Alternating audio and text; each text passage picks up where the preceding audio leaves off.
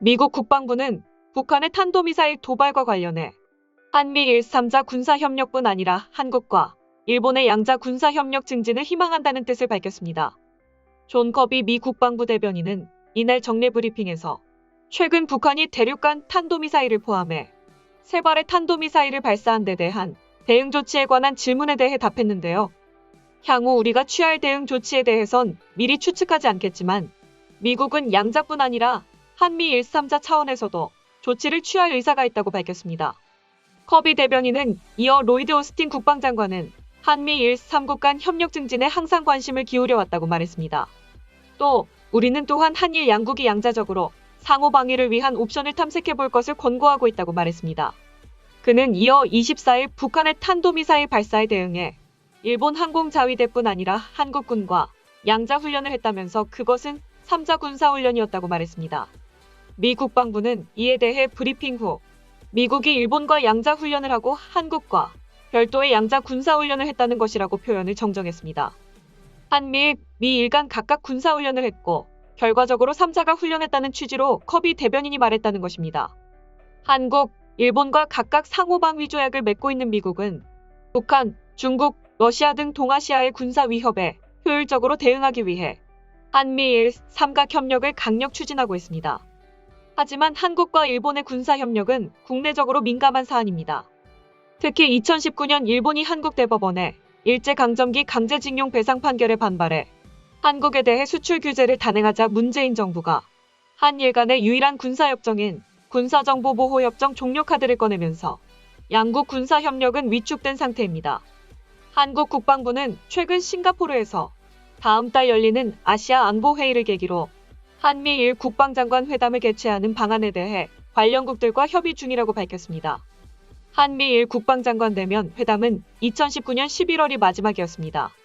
이는 미국이 일본에 보내는 경고로 해석할 수 있습니다. 일본의 군사적 도발이 한미일 동맹에 큰 손해를 끼치고 있다는 겁니다. 실제로 일본 의회에서는 최근까지도 한국을 향한 도발을 이어갔습니다. 이번엔 동해와 독도 관련 문제였는데요. 일본 정부가 17일 한국이 다케시마 남쪽의 우리 측 배타적 경제수역 이이지에서 해양조사를 실시했다며 강하게 반발하고 나선 가운데 극우 성향의 집권자민당 간부가 한국이 기시다 후미오 총리의 얼굴에 똥칠을 했다고 폭언을 했습니다. 일본 정부 대변인인 마스노 히로카즈 관방장관은 이날 기자회견을 통해 한국의 국영기업이 다케시마 남쪽에 일본 이이지 내에서 해양조사를 실시했다며 해당 수역에서 해상보안청 순시선이 적절한 조치를 취했다고 밝혔습니다. 이어 우리는 한국 측 선박이 일본 이이지에서 조사활동을 한 것이라면 용납할 수 없다는 뜻을 외교 경로를 통해 한국 측에 전달했다고 덧붙였습니다. 앞서 NHK 등은 일본 외무성을 인용해 지난 9일부터 12일 한국 국영기업의 의뢰를 받은 노르웨이 선적 해양조사선이 케이블을 수중에서 끌면서 항행하고 있는 것을 일본 해상보안청 순시선이 확인해 조치를 취했다고 보도했습니다. 하야시 요시마사 외무상도 이날 참의원 위원회에 참석해 해상보안청이 한국 측 조사선에 대해 주의 환기 등 조치를 취했다고 밝혔습니다.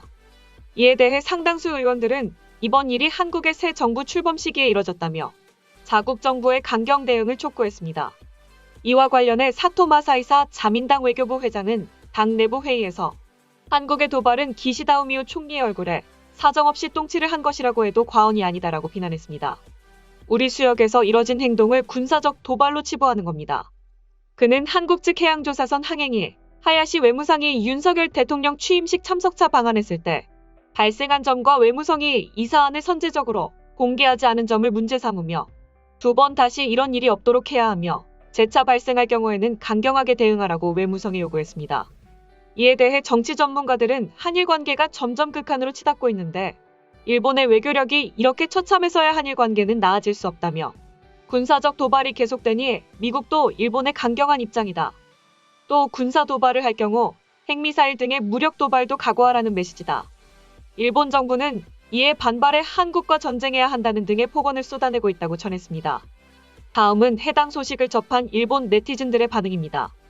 오래전 한일 양국 정부의 정치적 갈등이 있었고 정치적 거리가 있더라도 민간에서는 문화교류와 경제활동을 통해 양국 간 거리를 좁혀왔다. 그러나 현재는 그것이 역전되고 있다고 느낀다. 일본 정부가 한일 관계 개선에 앞장서고 있는 것을 국민이 고삐를 당겨 제지시키고 있다. 뭔가 그런 상황에 처해 있는 것 같아. 즉, 한국 정부의 행태는 일본 국민의 민의를 반영하지 않고 지극히 국익을 해치는 정책 전환이다. 우리 일본은 언제까지 한국에 놀아날 생각인 걸까? 한국은 로비의 효과로 바이든 대통령을 아시아 최초의 방문지로 맞이하는 데 성공했다. 그리고 일본을 뒤로 미루면서 한국 정부의 요구를 바이든 대통령이 받아들여 당일에 일본 정부에 전달하고 양보하도록 하는 분위기를 조성하는 데 성공했다.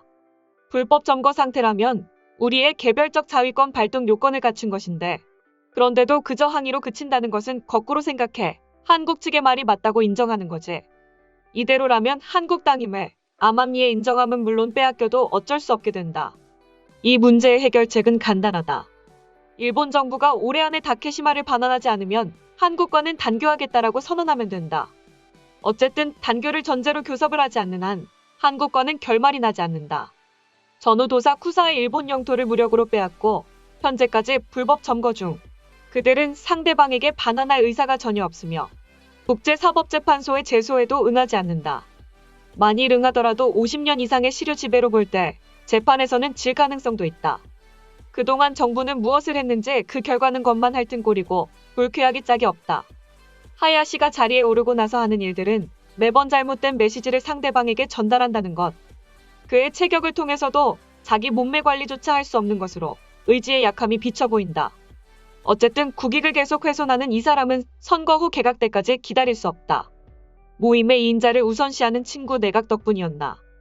바이든 씨가 당신들의 생각을 일본에 정말로 말할 거라고 생각하는 겁니까? 들었더라도 우리는 당신들을 빼고 일을 진행할 것입니다. 한국과 일본은 이웃끼리만 관계 개선 무리입니다. 가능하지도 않고 불가능하지도 않은 관계로 그치는 게 서로 좋지 않겠습니까? 지금까지의 무례를 사과를 해야 하는 것은 당신들입니다. 기대하는 국민을 매번 실망시키고 아직도 배움이 없는 게 지금의 자민당. 국민 혈세를 얼마나 써야지 그만둘 생각인 걸까요? 비용 대비 효과가 없는 것 같습니다. 부족한 성과만 봤을 때 이 당의 존재 이유 따위는 성립되지 않습니다. 그저 취미에 따른 정치라면 세금 낭비는 그만두고 자비를 써서 한국과 놀아주시는 게 낫지 않을까요? 다케시마를 우리 영토로 생각한다면 진작에 전함을 다케시마로 돌려야 했다. 그것을 단 한 번도 하지 않은 것은 정치인들이 다케시마를 일본 땅으로 알고 있지 않다는 것이나 다름없다. 유감이라고 한다면 무사히 시간이 흘러 모두가 그냥 넘어갈 것이라고 생각한 거겠지. 이래서는 일본과 한국의 의견 가리기는 영원히 계속될 것이고 결코 해결할 수 없어요. 그들이 자꾸만 도망가려는 이유를 모르겠습니다. 일본에게 들켜서는 안 되는 무언가를 감추려 하는 모습이 너무 우스울 뿐입니다. 일본도 미국도 이젠 적당히 정신을 차리고 이웃나라를 제외한 안전보장을 검토해야 하지 않을까요? 어쩌면 그들이 방위에 관한 정보도 빼돌리고 있을지도 모릅니다. 예측할 수 없는 일이 일어나는 국가인 만큼 새삼 놀라게 할 일이라도 어쩔 수 없는 일입니다. 의혹이라는 추상적인 말만으로 한국을 제재할 수는 없어요. 기시다 내각의 지지율이 61.5%인 것은 언론에 편리한 유도 설문 결과 덕분일 것이다. 게다가 임 외무상은 북한의 백신을 인도 지원할 것으로 알려졌다. 정말로 미사일을 쏠 돈이 있다면 그는 정말로 인민을 충분히 도울 수 있을 것이다. 소식 마치겠습니다. 오림박스는 내일도 최선을 다하겠습니다. 감사합니다.